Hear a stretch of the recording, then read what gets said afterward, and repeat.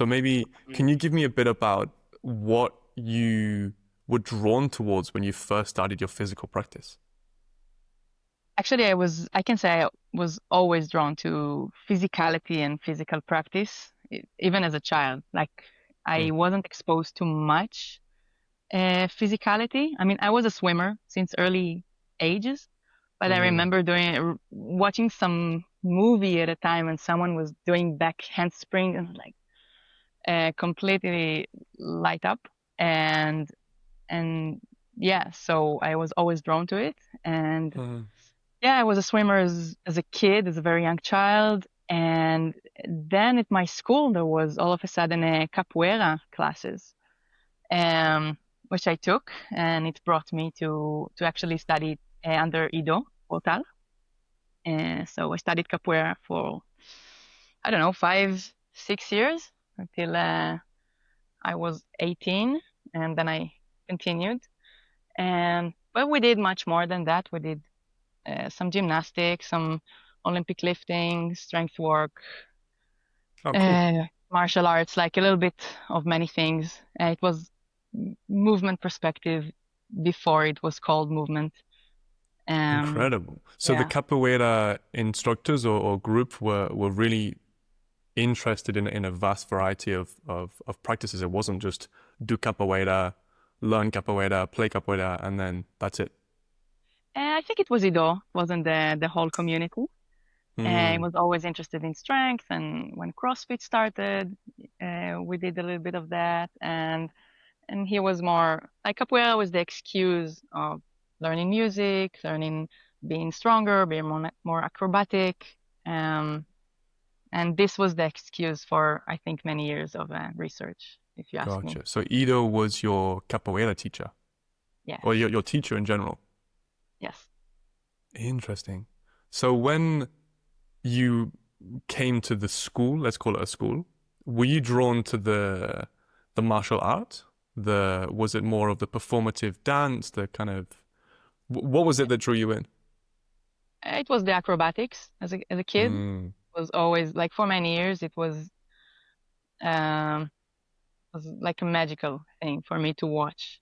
It faded away sometimes at my 20s when it stopped being so interesting. But at first, it was seeing people flip in the air, and Mm. later on, it was the magical game of capoeira.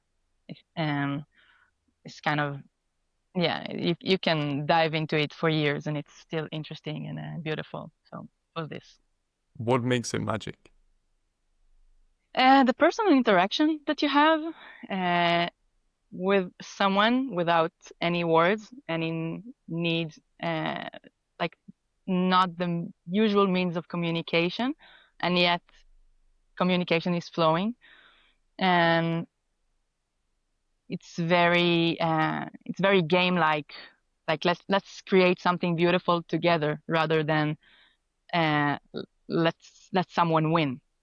Uh, Mm. so so it's a together thing, and still you have to challenge each other to make it beautiful, and you have to challenge each other to to make something great out of it. So it's a fine balance of I want to challenge you, but if I win, then I have no one to play with. And Yeah. so this is the magic, if you ask me. How do you win? How do you win? Um, well, you can take someone down, but you don't want to be too aggressive. Like in my school, in some other schools, it's different. But where the way I grew up is like I want to take you down, but I don't want to be too aggressive. I don't want to use too much force. And I want to do it gentle. I want to do it with control. Or Mm. I want to place my foot on your face, but I don't want to break your face. I don't want to injure you. So it requires a lot of control. Interesting. And yeah, so if I'm quicker and stronger, I am going to have to be much more gentle when I play with you. Right. And like if you're the smallest one or the underdog, then you can uh, try a little harder, you know, can Mm. break these rules. Um, I watched a Roda recently. I was on the beach here in Lisbon, and there was a really cool like meetup of like local capoeira schools, and they came together, and it was really nice. But one thing I noticed is the people that had the most like skills to show off, they do almost like the hand tap at the beginning, and then they begin, and they almost always do like a big skill to enter the space before they then move together with a dejinga or something, and then they move forward. Is this a common trend? Like, what is this? I'm not sure. It's a common thing. Like if you do a backflip, if you impress, then it's a good opportunity to do it when you enter the Hoda because doing it inside is way more difficult. So Yes. if it's something that you need your quiet and space, you do it when you enter. And if Mm, you're show mastery, you can do it through the game and mm. like a backflip over a kick or back handspring under a kick.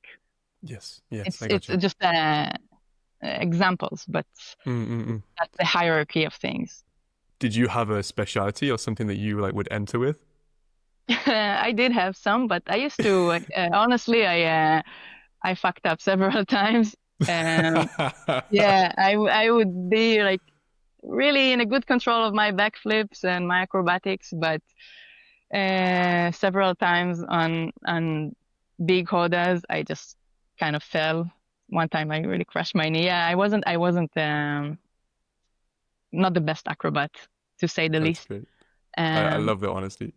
yeah, well, it's No, I was perfect every time. no, I used um, to do it without any warm up, and I would really prepare for it. But okay. yeah, I had some bad history with it.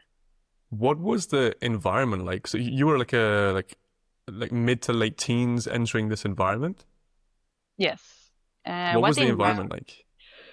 Well, it started as, twice a week, something that all kids in my class do or Mm, did, like 18 kids out of 30. And then, it's 4 times a week, and then it's Saturdays and weekends. And before you know it, or before your parents knew it, it was 7 days a week of practice every day. mm. Yeah. Wow. And was one of your classmates Tom Wexler? Yes. Yes. Can you give me some dirt? What was Tom like back then? Oh, wow. No, I don't know if I should get into it. Yeah, no, no. You shouldn't. Pretty much like no, like a little bit more, well, younger, uh, but hardworking, Mm, very into it. skillful. Um, yeah, always practicing, and yeah, I will stop here. How, so let's come back to you. So you, of course, at a certain point said that you moved more away from capoeira and you moved more in towards this movement practice. How has your practice changed from then until now?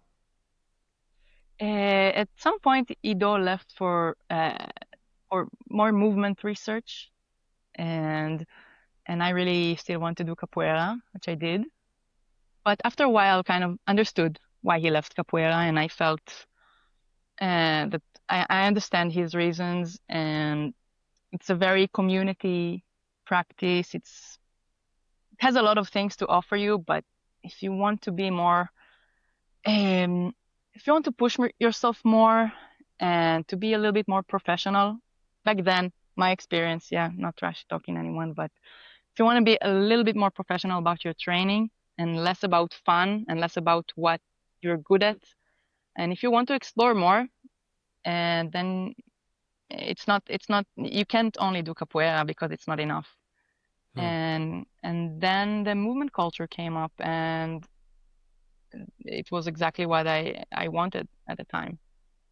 Hmm. And it's more What are hard. the Yeah, sorry. what are the limitations that you saw within the capoeira culture on a physical level? All the physical preparation was almost not existent back then. Um, Diving into things that are not exactly capoeira was not a big thing, and practicing outside of your comfort zones not so much. Mm, Only a handful few. And yeah, it's more of a cultural meetups. No one really the, yeah, there's no I missed some professionalism, some goal setting, some more mm, orderly practice, some guidance that which I lacked because uh, in that setup you grew up with a teacher and then he's your teacher and he's there to support you, but my teacher wasn't there anymore, mm, and I kind of struggled to find another mentor. Like I did find, yeah, but mm, I was used to being given direct feedback and honest feedback and immediate feedback, and I really craved that mm, at the time. And no one there would give me like no one there would tell me, well, you really suck today. It's you should really let's talk about what happened today or what you can do to improve. There was nothing of that figure to me. mm. Also, And did you have an ability to learn for yourself how to offer feedback, or was it you of needed more of course, an external? no, of course, I always learn and always question myself, but yeah, I was 20 and I wanted some more external feedback. And of course I did. One of my good friends in the capoeira still, Senora, he always was there to help me and to practice with me. And he took that role for a while. Um, but eventually, I think capoeira wasn't enough for me personally, Mm. and the movement culture came up on the other side, and I felt very much drawn to that. What was the first step that you took away from capoeira? What was the first thing you said? Okay, here's the goal. I think the biggest thing I took from capoeira is that the practice is very diverse, much like my practice today. Um, you can practice more of the martial arts thing and more of the acrobatic thing, the rhythmicality in music, and it has all of these different aspects of it. And so, like, you're never bored, and the practice never stops. Um, and I think this is the biggest impact that capoeira had on me. Hmm. And yeah, And then when you left, was there something that you set your sights on initially? Okay, like, this is the thing I want to chase right now.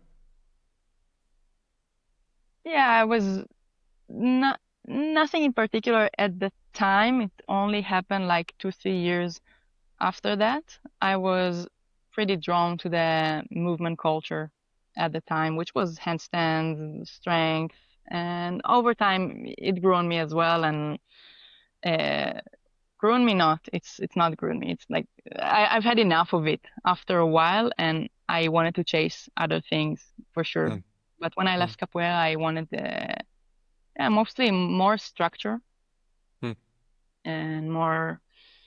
Uh, I don't know if it was goal oriented or something that is more broad. It was the whole thing that drew me back into the movement culture.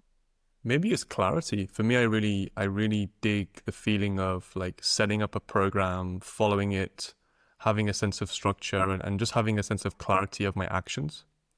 I feel I haven't experienced capoeira too much, but in dynamic fields or competitive fields, you can try hard and you can have a really great experience, but there's no clarity from where my action takes me, apart from winning the game or losing the game.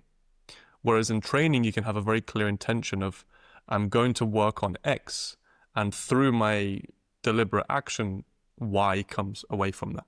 And I can see almost like, boom, I do this, boom, this comes out. And I think it's quite a nice kind of clarity and almost like an external motivator. And I think this is a really nice way for people to engage in a physical practice. 100%. Also, I think I met more like-minded people Mm, as well, which I didn't see much in the capoeira world. Or my closed environment, let's say. Hmm. So yeah. I want to ask about play because obviously people describe capoeira as like you play it, but then you come into more of a structured training program, and sometimes people lose this element of play. Is it something that you're consciously still applying to your practice, or where does it fit in? 100%. Yes. Well, there are many definitions of play, obviously, and you can take it in many directions. But I think it's crucial. It's mandatory for well-being in a broad sense, Hmm. and for me in general, for the practice. For individuals, some people need more play and less structure, Hmm. and some need it less, and they are a little bit more scared of it or hesitant and less drawn to it. Um, but that it's not to say play can be structured as well. So Hmm. maybe I'm mixing up a few elements, but I think there is the personality element of each practitioner. Some needs more playtime, and and and yeah, but and there's the element that play doesn't have to be like messy. It can be defined. That's what I'm Yeah, saying. I love it. So yeah, so play is crucial, I think, for well-being, for children who didn't have enough playtime. You can see the implication of it in the future, Hmm. and there's like psychological research all over it, Definitely. and I think it's important for adults just as much.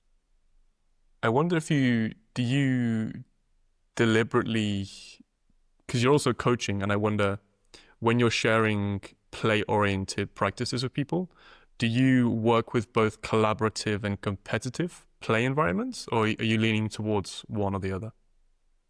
Uh, I lean towards the self competition. It's not Mm, We have a competitive elements, and just when someone is sprinting next to you, it helps you uh, to get more out of yourself, and it does have a playful elements, because I remind them all that you're adults, and we're not going to win anything, and we're not going to any competition. We just mm, want to make the best out of this practice session.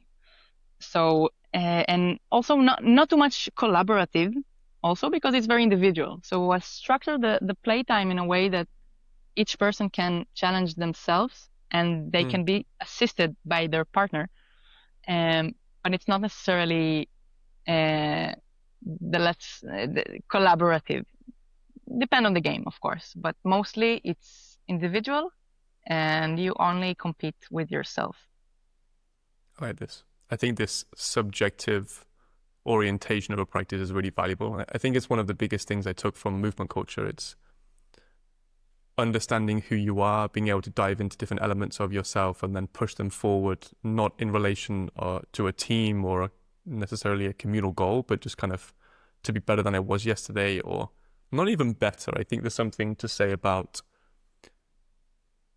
understanding myself better.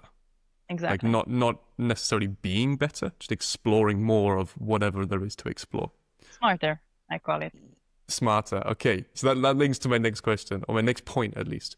So I have this idea and like how I philosophize, let's say, about the practice, because I think it's quite difficult. Maybe we can talk a bit about that afterwards. But the whole movement culture is understood and misunderstood in many different ways, I feel. Yeah. And because it's a young culture, I think it's very nice because people see it differently and it adds value in totality. But in small areas, people can get misled or it can be a bit confusing and maybe disenfranchising and not that valuable. Hmm. I try and see it as like four elements coming together. The element number one is like the you mentioned it before, like preparedness. But preparedness for me, I don't mean physical preparedness. I mean like more like what I call deception preparedness. So we have kind of proprioception of awareness of body and space. We have interoception, awareness of my internal states. Exteroception, awareness of this kind of external states. And the kind of combination of all these awarenesses allow me to kind of enter knowing a bit more about myself before I even do anything physical. And then the next element would be what you said, like the physical preparedness, but I would call it capacity. So it's kind of forces, ranges, strengths, mobilities, the building blocks of skills, the building Mm-hmm. blocks of what I would call physical intelligence. So the third element would be physical intelligence, which is like contextualization of preparedness and capacity in dynamic and complex ways. So it might be playing capoeira, it might be in a specific game, in a contest, in a high level skill, whatever it may be. And the missing link is the subjective zone. It's the individuality of the person. And I think this is what I missed in a lot of Ido's work, if I can say it, is that there was no individuality. There was no acceptance of you don't have to do X, Y, and Z if you're drawn to A, B, and C. The value for me in a movement culture is the breadth for everyone to fit in and to kind of push themselves forward with like a motivated space. Mm-hmm. Does that resonate? Very, very. And I think movement culture has a lot to offer you, but it's exactly what you said. It's not room for yourself. And I think there are many ways to get to the same point in terms of your personal practice. And the best way to do it is through chasing your passion. I always write it on posts and stuff, like chase your own passions. It doesn't mean do only things that you're naturally talented at or that are naturally easy for you.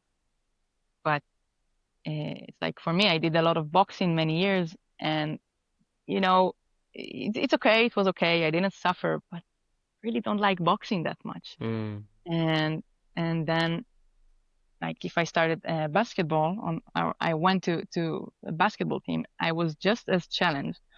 I suck just as bad. I'm the most beginner in the room by far.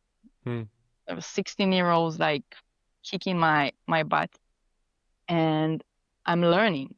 I'm the person who has the most to learn. So I want to work on this aspect of physicality, which is something more reactive, more explosive, more athletic.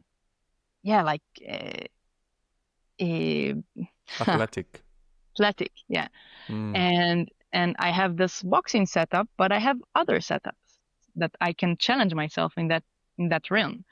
So this is the place where I get to choose, and I encourage my students to choose. Like you really like XYZ, sure, let's choose it.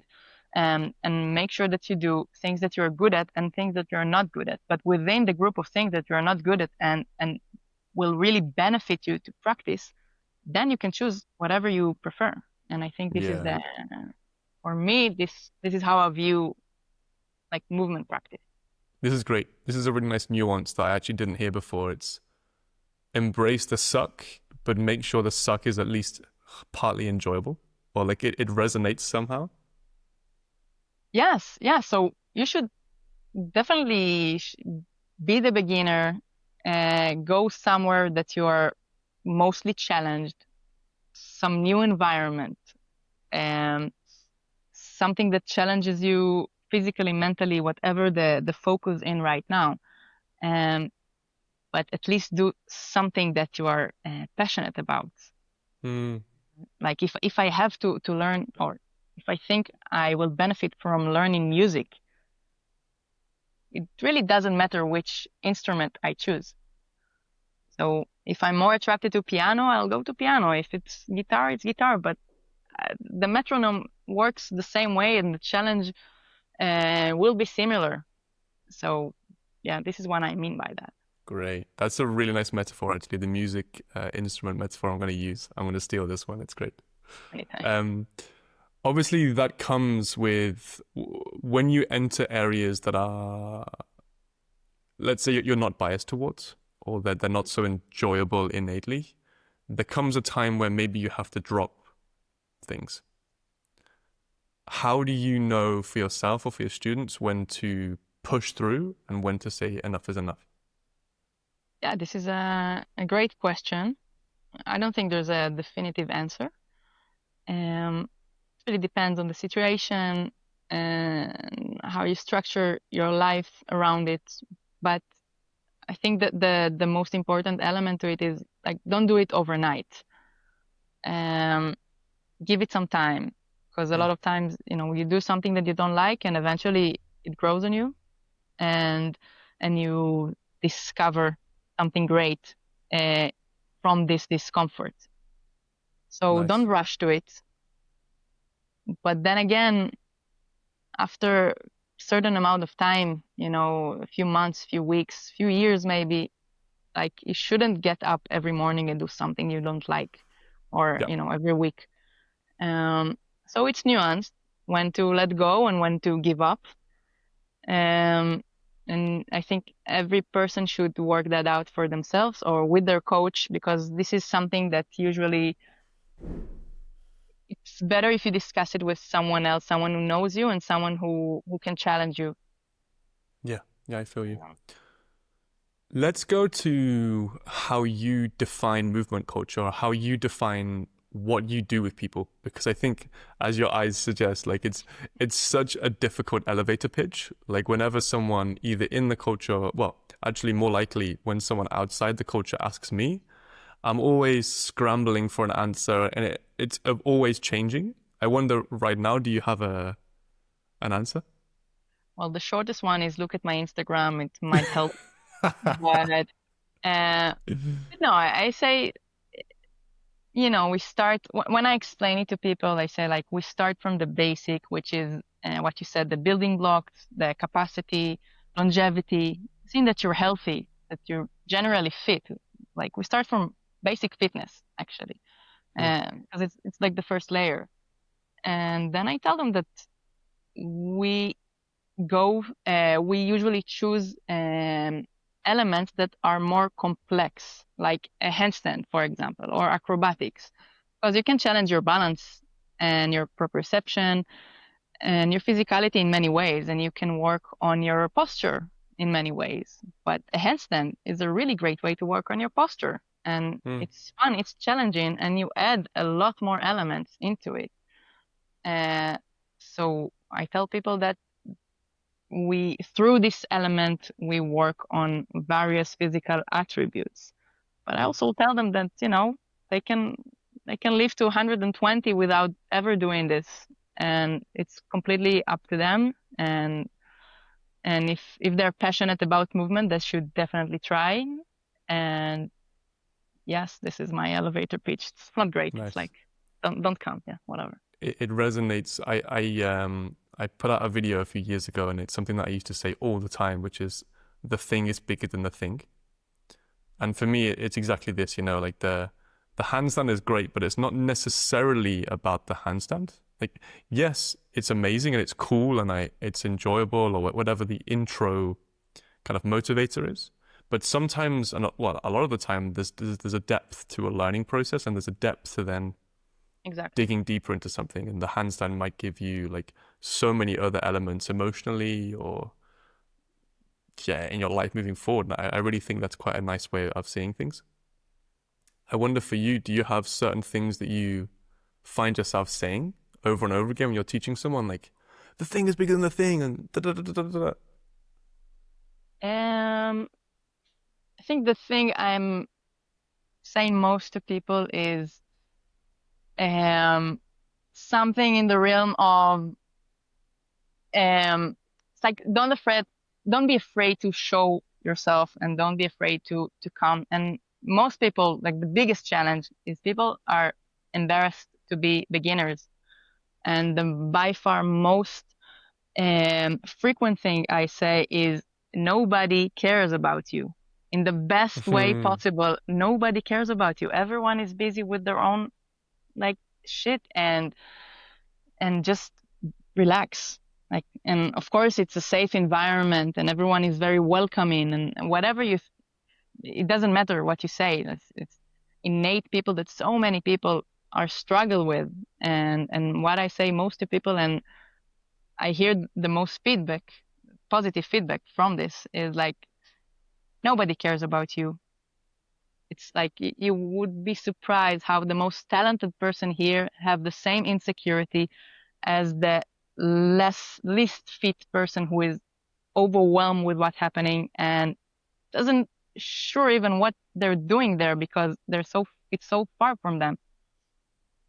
This person and the most skill in the room might have the same insecurities, and I say to both of them, like, it's all good, like, take your time, focus on yourself, no one cares. No one cares about you. Yeah. In the best way. I That's love it. That's great. yeah. How do you work with progress? Like you do a lot of group coaching, right? You have a group, Yes. like a movement Yeah, I group. have a group running for 8 years now, almost. Yeah. Congratulations. 8 years is a long time. Yeah. How is the progress? I really feel progress. A lot of new people that come in, progress is there's this really important thing. Like people have to see progress all the time. Every session, I have to improve, and I think it's a bit of a sticky intention to have if you only want to progress at some point in life. It's a bit of a nuanced one. What do you think? Uh, in general, I let the person kind of choose.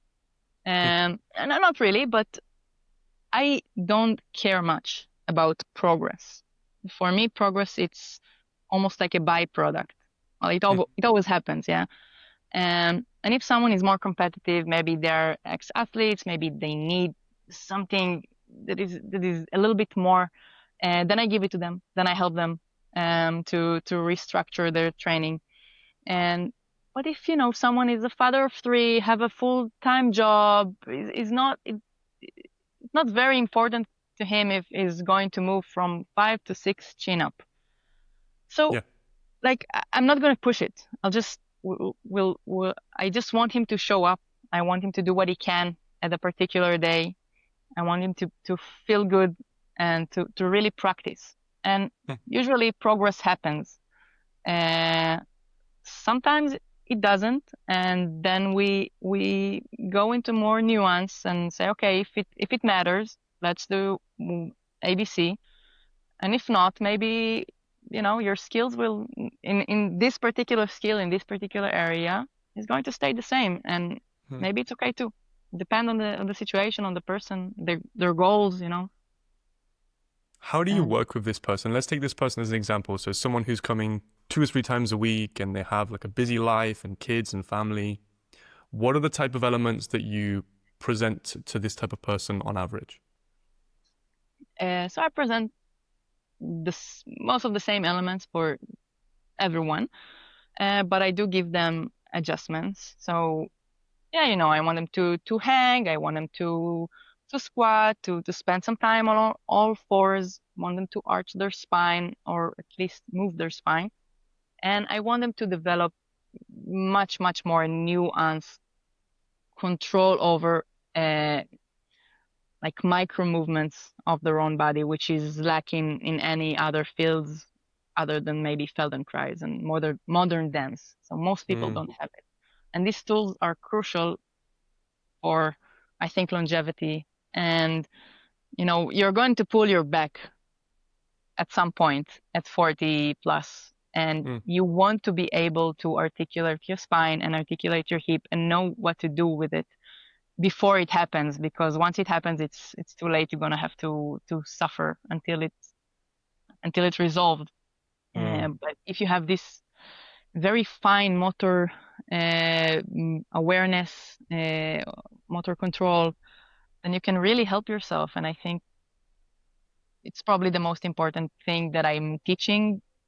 It's not as fancy as acrobatics and it's not as flashy as handstand, but it's the most important thing. And this is what I want them to take away. mm, Um, but yeah, so in a larger scale, we have physical preparedness, like you said, um, touching the floor, um, uh, some more reactive athletic elements, mm. internal work elements, maybe just you know, different type of breathing, shaking, stuff like that. And about the acrobatics and even the handstand sometimes, you know, if someone is completely uninterested, I don't think they should do acrobatics. Like, no, yeah, we'll find something else for you, some other move, some other task. Like, yeah, you don't need that. That's cool. Um, I feel like you must get quite a lot of people coming to you for some kind of acrobatic elements because you share a lot. You're super proficient in your own acrobatic practice. So it must be kind of an interesting conversational balance where people come and they don't want the acrobatics. yeah, like I believe in very gradual exposure. So even one of my teachers now, when he came, you know, we really didn't want to do any strength. He was always the weak kid at school, never had a chin up, and he's like literally a clown. And whenever we started to do strength, he started to acting out. And I'm like, look, I don't care what you do. Just do 50% of your ability and do 2 sets instead of five. Whatever, don't ruin the session for anyone else. And we talked about it and it worked. And, you know, 2 years later, he's the guy who wake up to do strength in the morning and doing it like 5 times a week. And, and, you know, we carry these little traumas, Mm. for strength, for handstand, for acrobatics. So what my point in it is when you give people the opportunity to try in a way that is not threatening, and they discover they enjoy a lot of things they didn't thought initially that they're interested in. So I try to relieve the tension around whatever it is and lower the expectations, both what they think I expect of them Mm. and what they should expect from themselves and, you know, their environment, because they might be surrounded by very strong people. And again, we zoom in, like, they don't care. I don't care. I'm the teacher. I don't care if you're good at it or not. Let's just give this Mm. hang 20 seconds. If it improves, it improves. If not, no. And That's we leave it awesome. at that. And 6 months later or 2 years later, it's kind of amazing what Yeah. happens. I love it because if you look at how to learn anything, it can't be like the initial steps can't be pressurized. It Exactly. almost blocks so much space to be open to something new, if that makes sense. And I think you're in hypothetical speech marks not caring is a really nice open door for them to kind of step into and be like, huh, okay, and explore that. And I love the perspective of engaging with strength work and seeing it as an emotional power almost. I work online a lot one to one with people, and the amount of people that have come to me saying a similar story of, you know, I used to be weak, I used to be thrown around at football, I used to be skinny, or whatever the emotional content is, the micro trauma, as you said it. Once they begin this slow and steady process of engaging with the physicality, lifting something heavy, trying a bit harder, moving up with a bit more intensity and intent, it's amazing how the emotional level unfolds. Exactly. It's like people who tell you they are not enjoying physical practice, and you know, people who don't understand why you should even do it, and or people actually, I can believe that they have like negative uh, sensations or emotion around it. Um, but I don't know many of these. Also, these ones are a handful, but I don't claim that there are no people in the world that really do not enjoy it. But usually they didn't have a good process. They don't have a good history with it. It's very loaded, and probably no one gave them the tools they need to ease them into a practice that is good for them. And it can 100%. be a big thing and a small thing. Yeah, Yeah. That's where I think movement practice can be so powerful for this exact person because it allows one to decontextualize all sports. So rather than playing football or tennis or whatever, you can play with a football in a movement class, take the football away from the context of the original trauma. Like, I was always picked last at football, but then all of a sudden you use it in a class and you're working on footwork or balance or whatever coordination. You decontextualize that and you all of a sudden have this amazing new avenue to explore and become physical and to enjoy the value that something like football offers many people. Exactly. This is a tool to study the self and to inquire yourself. And yes, we get fit. We keep our body working, but essentially, I think it's a tool of self-inquiry. Hmm. And Yeah.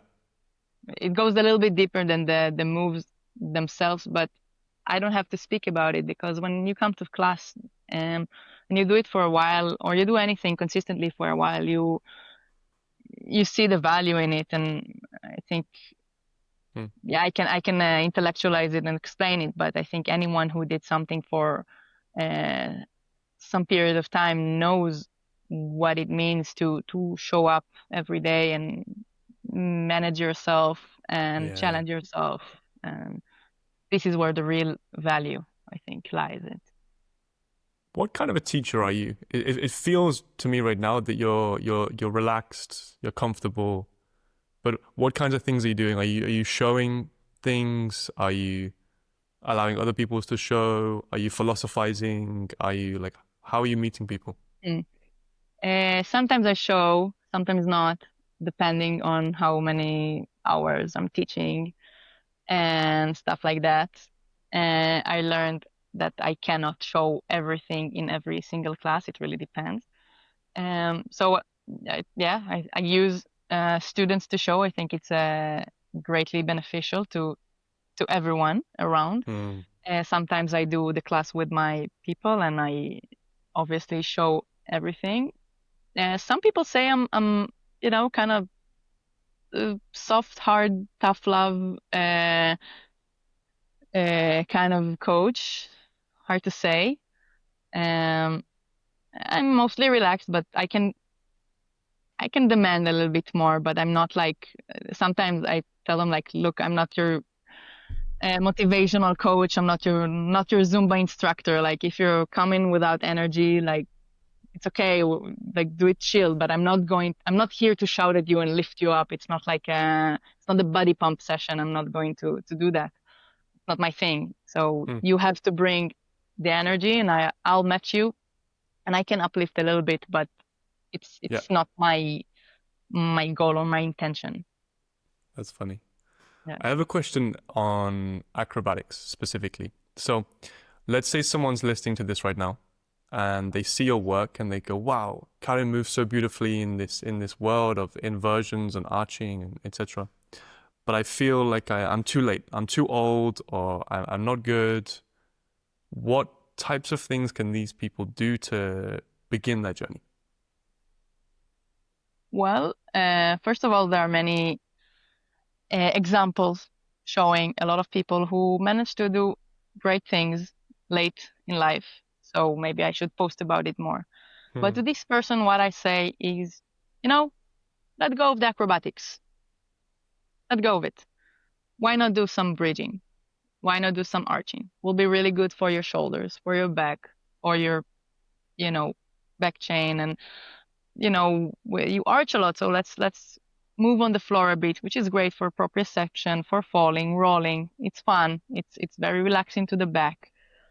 And let's maybe learn a basic handstand or a basic movement on all fours. And let's just do that for 6 months. Like, let go of the acrobatics. And after 6 months, okay, the bridge is okay, and this cartwheel is fine. And then we add a little bit, something a little bit extra, and it creeps up on you. Like you're not planning to do acrobatics, but you practice these things and you do it consistently and you do it daily, and all of a sudden it's there, and or Hmm. the setup is there for you to start practicing it. And yeah, I mean, if you expect yourself to start and learn acrobatics in 4 weeks, it's probably not going to work. unless you you're talented in some way, you did judo or skating and you know how to fall, and like it's not your first rodeo, yes. But if you are a program engineer and you haven't done anything since 8 years old, it's probably not going to be 1 month. Yeah. And this expectation is a little bit almost childish. Like Yeah. you can't expect me to go program for Facebook if I haven't touched the code in my life. So you should match the expectations. But the main message is leave the acrobatics. Like don't jump. Like I'm not trying to be Simone Biles. Like, but I can work on my backflip. If one day I'll make it to two, great. If not, I have a backflip. It's great. I work Mm. out 2 days a week on this, and I learned a lot, and it's good for me. Yeah. So again, like Nice. re- release the tension of the skill itself. Like make it about yeah, about training, about the road, uh, Mm. the way is the goal kind of thing. Yeah, I think that's a really nice, not only intention, but mindset to have with a lot of learning is just release the tension, take smaller steps. And I think as well, you said it very well, like reduce the initial expectation. Yes. Ask less of yourself and maybe you'll be surprised, but ask too much and there's only a negative connotation, you don't reach it. Yeah, some people are more competitive in nature Mm. and they need to ask more of themselves. So I need to be honest with it. Like for most people, for most adults without experience, this is a really good tip. If you are an ex-athlete and you have to give it more, then you have two choices or you have two options. One of them giving everything you have and you might succeed greatly, or you might discover that you're not 24 anymore. This is what I say to people. You will discover you're not 24 anymore and you will injure yourself. And you see Mm. this pattern with people many, many times. I'm 37. I did this and this and this and this. Then, I went to pick up basketball game or played tennis with a friend and I tore this or I injured that or I went Mm. skiing and I broke this. And you see it all of the time. So yeah, it's more risky. If you if Yeah. you want more goals, you expose yourself to more risk, and you should know this. You should be aware of it and make your own choices. When it comes to injury, let's go for yourself. If you've been injured before, what is your process? How do you approach it? I haven't had major injuries. We have the famous backflip that I fucked up when I was 18 in Capoeira, and it started acting up again when I was I don't know 28, and I was sure I torn my meniscus, but it's not. It's just like scar tissue from that backflip. Mm. But for a while, I was sure I am going to do a meniscus surgery. I was contemplating this, and yeah, my relation to injuries, or like I have a lot of incidents of small pains, strains. Everyone who practice a lot will, and by my I use it as a research tool. Actually, it's Mm. so there was like almost 2 years, I think, that I really thought I won't be able to move really close to the floor, like completely without 80% of my attention to my knee, and it helped me develop a great sense of awareness, a big set of movements and tools that I now enjoy and my students enjoy, that don't demand so much out of your knees. Because the locomotion I grew up with, also capoeira moves, there are a lot of knee oriented, and we are not born to twist our knee when it compressed. And you can talk all day about how preparation help you to prevent that and how strength help you and blah blah blah. But most knees that are 30 to 50 years old don't respond well to a lot of compression and turning. And Mm. so it helped me to develop a large set of movements that do not require you to. And I think I can do these movements for many, many more years. And so it was a great thing. Um, and yeah, so whatever it is that you're injured, I think it will help you to discover a whole new world of possibilities for yourself and for your practice. Um, if you study how to work and move around this injury.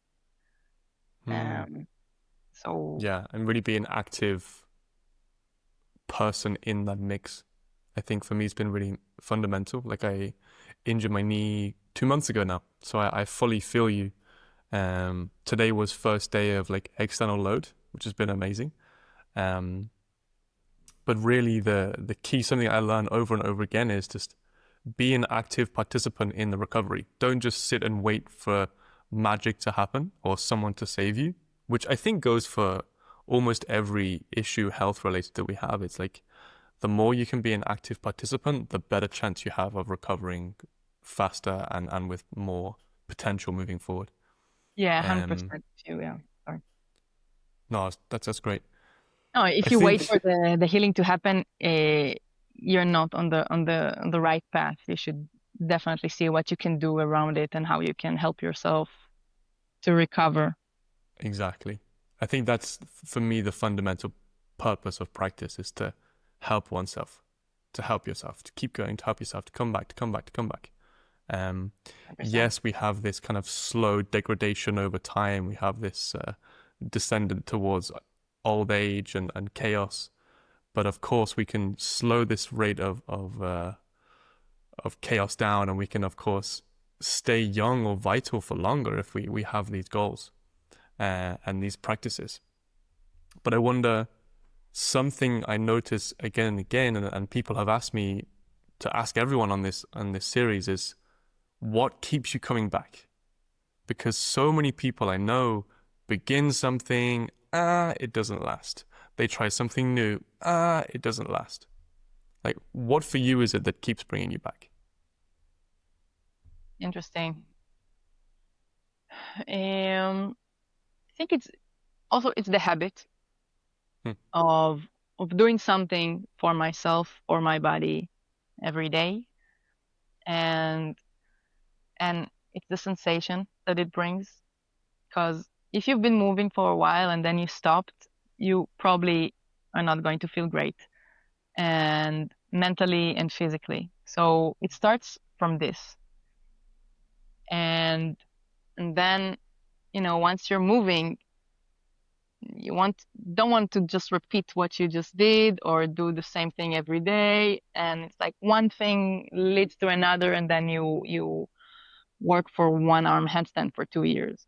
And and so for me, it's yeah, I feel like it's the habit of just moving moving in. I know how important this is for me, and I'm not that people think I'm this like superhuman, but I don't get discounts. If I don't move, my body hurts. Like my back will hurt. Um, like the fact that I did it my whole life doesn't mean that if I don't move for a week, I'm going to feel good. Yeah. Um, so I do need it to feel good myself. And the personal practice, it has ups and downs. Oh, but yeah, showing up when you're done, when you not necessarily want to do it, it's something that you learn how to do. And I think it's good to have teachers around this, someone to hold you, someone to hold the space for you when you can't do it yourself. Hmm. So um, that's why we have any kind of programs. I'm not sure someone would finish physics school, or many people would finish physics school, if they didn't have to do it, and if didn't they sign up, and the program and everyone around them are moving forward. Hmm. And I think in that way, in that sense, structure really help people. You say that you need to feel practice. Yeah, sorry, Will. No worries. Just my computer starts dying. It's so good. It's so good.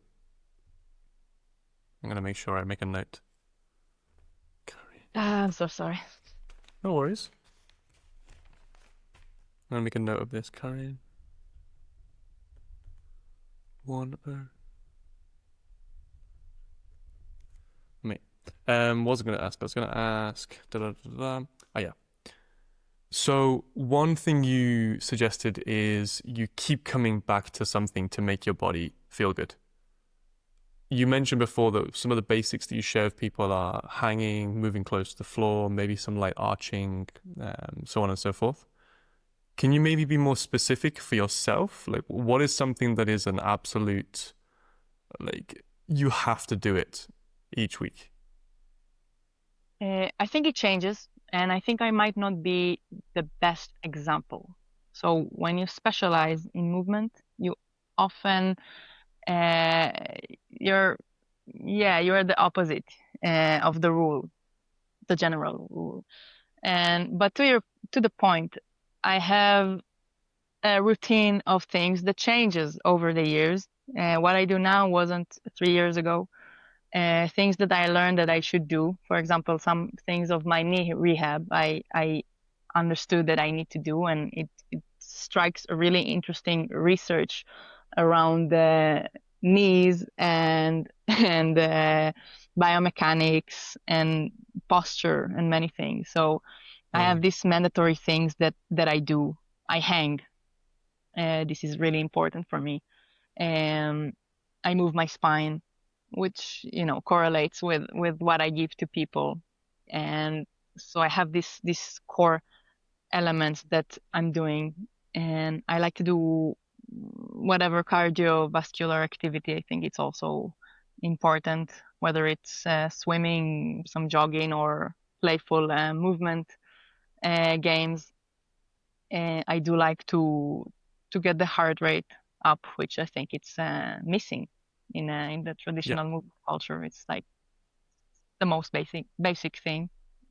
definitely, Um, definitely. yeah, so this is for me, but it's different from person to person, and I'm not necessarily the main rule. Like I'm not the most of people because I've been doing things for many years, so I don't necessarily need them daily. Yeah. Um, But I feel like you've also soaked in your practice for such a long time now. You're in it. It's habitual, as you said. I say like thousand. It's not a comparison, but I don't know how LeBron James work out, but I assume there's not a lot of basketball in it. It's lifting weights inside of a swimming pool. It's maybe meditation. I don't know. Called it's not as much as basketball as it was 20 years ago for LeBron, let's say. Um, Interesting. so yeah, when once you specializing, it's a little bit different. But for most people and the daily things, I think should be in tune of their work day. So if you stand all day, it will be one set of exercises. But if you sit all day, it's probably another. Of course, there are many overlapping elements again, such as squat, hang, touch the floor, uh, open general range of motion. Mm. But exactly what it is, it really depends on you. Talking about basketball again, it makes me think about you and social practice. So, what I really find is, or can be a great motivator for a lot of people, myself included, is to have a physical practice that has some element of social engagement. For example, I love to climb. Now, I love climbing for the practice itself, and I would do it by myself. But it's also very nice to go climbing and have that kind of mutual problem solving. And it might be, basketball, the same thing. It gets people having some kind of cardiovascular input, but it's also in a social environment. So it's like an extra motivator. And I wonder, do you have this kind of social practice in your own life as well? Of course, it's a must. We are social creatures. We are drawn to it, and I think it's not wise to dissociate physical activity from a culture aspect. Cultural aspect. Mm, of course, I train a lot, and you should be able to train alone. I think it's really important to be able to be with yourself and to be focused without external pulling. But that said, the cultural aspect of training is extremely important, Mm. and 5 minutes in a group class, and you feel the difference. Um, so on one hand, I just a little nuance. I don't want you to be dependent only on group class. I don't want you to stay at home unless someone is coming with you. On the other hand, um, yeah, practicing alone for long periods of time will take a lot of the benefit of being human, and Yeah. yeah, it's the human experience actually. Mm-hmm. You do, of course, not only your group, you also have lots of like a big online presence. So Hmm. you've got different courses online as well. And I wonder, do you have a preference of the way you work, whether it's in person, online, group classes, courses, coaching? Um, I always want to coach in person in whatever setting. So maybe not as much as I used to. I used to Mm. teach, I don't know, 10 classes a week, and maybe now it's one or two. But I will always want to be hands-on. Um, the online programs are actually for people to have access to it. So it's very affordable, and you can do it whenever, wherever, and to the extent that you want to do, and you can choose what you do. Um, and I also love working with people remotely. It's a different challenge, and it's beautiful, and it gives me opportunity to work with them. And yeah, I don't want to be only local, Mm. but I always like to. I wouldn't want to stop touching physical people and see physical bodies moving in space and see how my coaching impacts people. And I think it really helps my online work because every single element that I put online, I've seen hundreds of bodies doing in real life. And it's different bodies, different ages, different level of experience. And I've never uploaded a clip online without seeing it on a lot of people before and see how they respond to it and how long it takes them to learn it, and how the fastest learner versus the slowest learner, Mm. and different body types.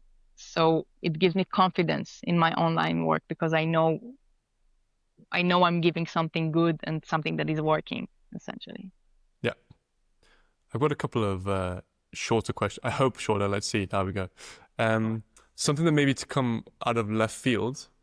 What is something that you've changed your mind on over the years? Um, Many things actually. Um, I grew up with the notion that my knowledge was solid, that certain things were set in stones. And I discovered through some injuries and pain, which it is a stupid way to discover things. It's better to question them. But yeah, I was younger. Um, that no, the things that I thought was a waste of time are actually crucial, and that I actually can learn from many people that I thought didn't have a lot to give me. So um, somewhere along the way, I really discovered more humility, and also, strong opinions loosely held. Like it's very Mm, dangerous to have a strong belief, especially in this field. So it was written on my fridge for like 6 years. Strong opinion, loosely held. I Um, like it. That's great. I think people can go two ways in this culture. It's strong opinions, so dogma, or no opinions. exactly. It's like I have this obsession with X, and then it's never really questioned. Or on the other hand, I fall a bit more towards this end of the spectrum. I find it hard to like put my stake in the ground on one idea because I'm like, yeah, but things are so complicated and there's so many other perspectives to consider. I don't know. And it's almost like the I don't know is the easy way out. So I like the nuance of having the opinion loosely held. It's like the bar of soap. You don't want to squeeze too hard. Exactly. Exactly. And don't, you should question yourself all the time. Like, Mm, why do you do this handstand? Why do you chase this extreme strength? Is it is it really good for you? This one arm handstand, like, mm, what's the benefit there? And you should be able to answer these questions. And sometimes the answer is 100% yes, and sometimes no. And it goes on and on many things. mm, Also in the physical preparedness area, like what element you include, exclude, how you work with it, and yeah, you should question every single thing that you do. And I think as a coach, I also say it in workshops, like everything has a reason, but nothing is important. So always you can always ask me why we do this, why we do that, why. Every single thing I pick with, in my online programs as well, like it has a defined reason. And that said, uh, yeah, nothing is important. You can always do something else. I love that. That's super powerful. I'm going to give you a challenge. So, someone comes to you and they have 20 or 30 minutes, and that's all they can offer for this practice. How would you guide them to structure that time to get the best benefit in your perspective? Okay, I would first look at their body type, obvious problems, obvious limitations, and we invest sometimes to tackle that. So if they sit all day, we will tackle the anterior chain and maybe hamstring or pelvic movements, and we do that.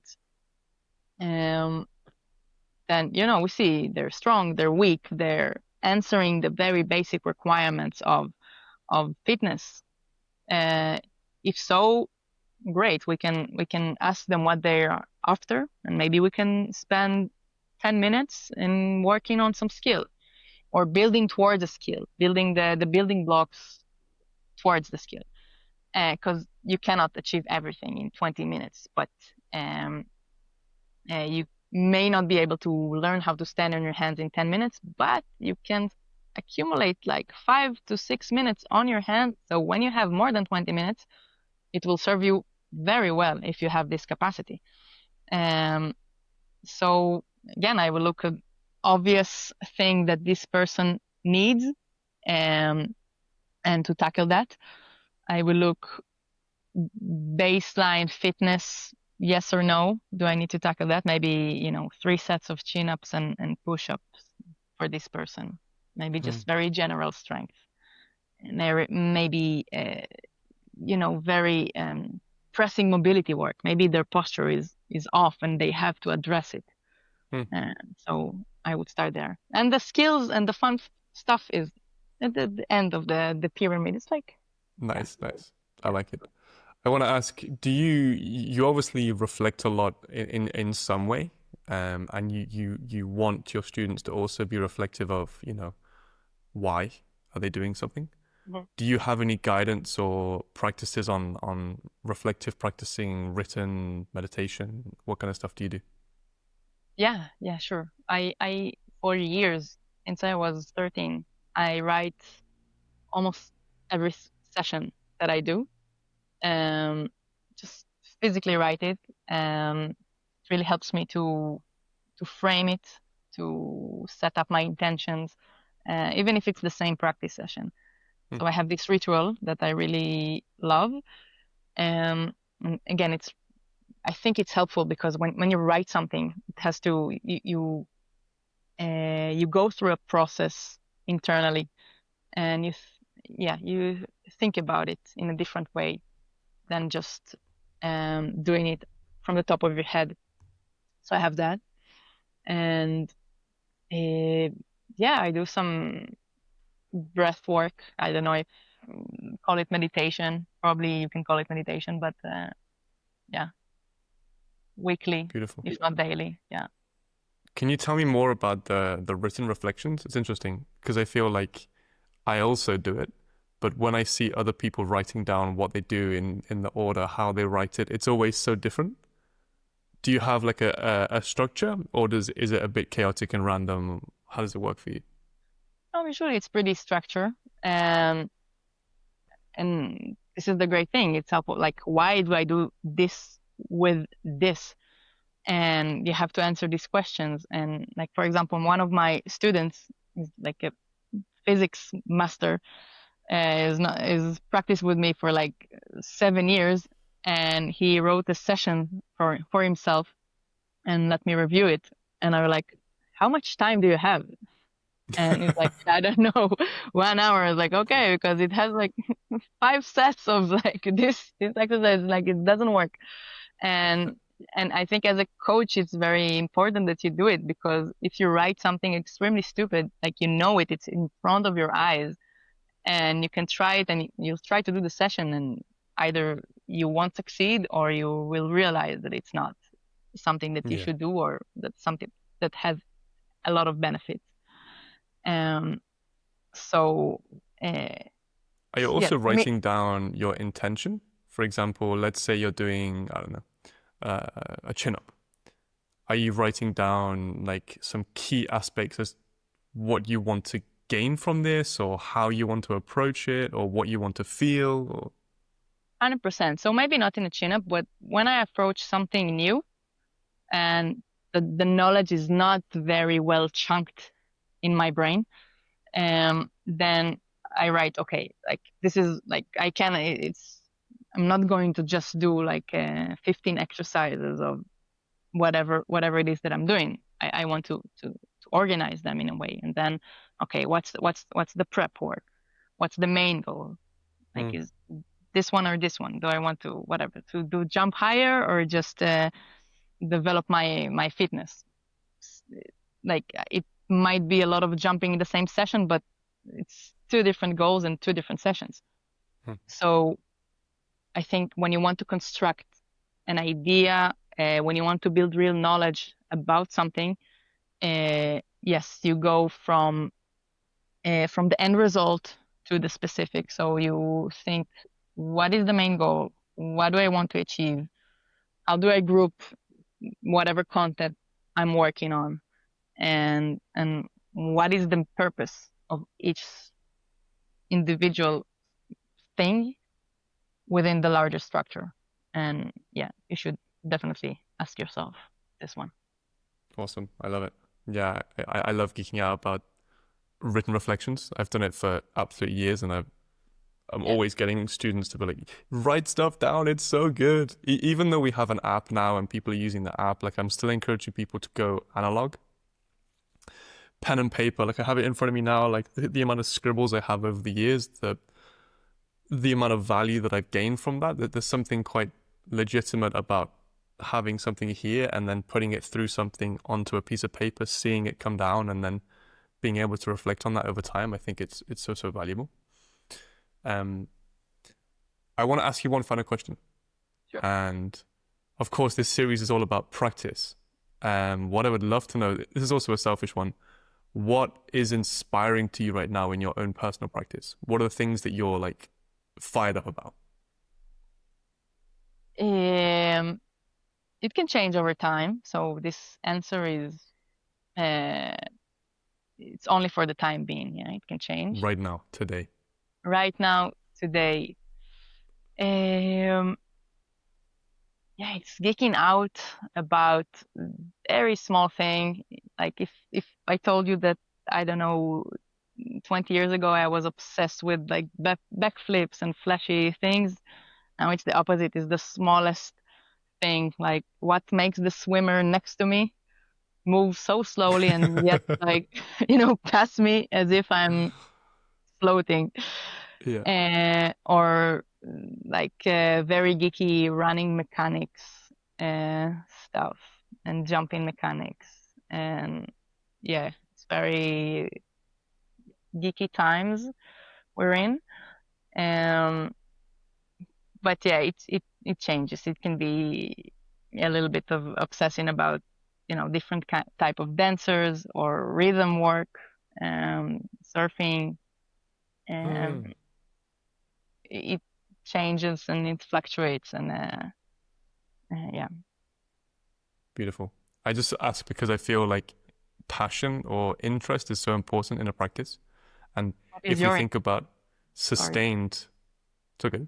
If you think about it's like sustaining a practice long term, I think it's really important to allow people to express what they find interesting.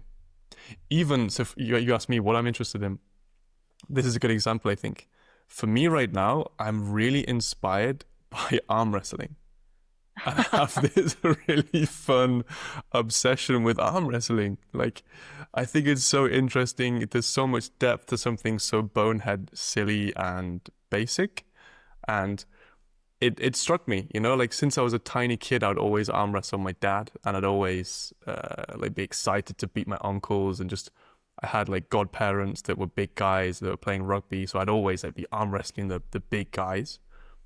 And now it's kind of come full circle where like I'm the big guy and I'm really stoked on arm wrestling, which I think is so left field of movement culture classically. But I don't care, honestly. I think the individual passion is what pushes you forward. And if you're just physically active, that's the basic premise. And of course, I have a myriad of other things and projects and stuff that I do. But yeah, I just think right now, like having a passion, having something that like Yeah, sets you on arm fire wrestling is is, great. yeah, it's very distilled. I bet there's something you can take away from there that is only exist in that realm, and you can apply to anywhere else. So let me know 100%. when you find it. Well, so what on that note, actually, an interesting one is like I've been chasing to regain the one arm chin up. Just again, it's very similar in that realm of like feeling very competent and strong, and it relates to my climbing. And many people are always asking me like, "Whoa, my elbows are hurting. How do you stop elbow pain in the one arm chin up?" And really, a lot of the value has come from my obsession with arm wrestling practices and how they're understanding pronation, supination, how they're working with the forearm and the grip strength and the fingers that gives the capacity for that area. And then I'm robust, I'm safe. It's amazing.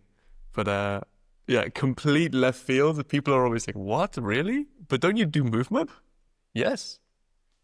No, but I think this is how it goes. You dive into one field and you learn while geeking out about it that it actually applies to others. And I think as coaches, this is kind of our job, and Yes. bring this other perspective to people who not necessarily want to dive into arm wrestling.